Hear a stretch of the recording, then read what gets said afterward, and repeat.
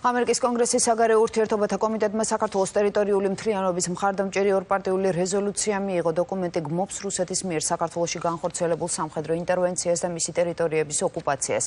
კონგრესმენები მოუწოდებენ რუსეთს გააუქმოს საქართველოს რეგიონების აფხაზეთისა და სამხრეთ ოსეთის დამოუკიდებლობის აღიარება და უარი თქვას პოლიტიკაზე, რომელიც ძირს უთხრის ქვეყნის სუვერენიტეტს და ტერიტორიულ მთლიანობას. დოკუმენტი შეერთებული შტატების მთავრობასაც მიმართავს და მოუწოდებს საქართველოს შეუქცევადი მხარდაჭერისკენ. რეზოლუციის თანახმად ამერიკის ადმინისტრაციამ უნდა გააღრმაოს პარტნიორ ქვეყნებთან თანამშრომლობა, მათ შორის ევროატლანტიკური ინტეგრაციის გზაზე. კონგრესმენები ასევე მოუწოდებენ ხელისუფლებას გააძლიეროს საქართველოს უსაფრთხოება ერთობლივი სამხედრო წვრთნებისა და საქართველოსთვის თავდაცვითი შესაძლებლობების მიწოდების გზით. საგარეო ურთიერთობათა კომიტეტის შემდეგ რეზოლუციას კენჭს შემოდგომაზე უკვე კონგრესის პლენარულ სესიაზე უყრიან.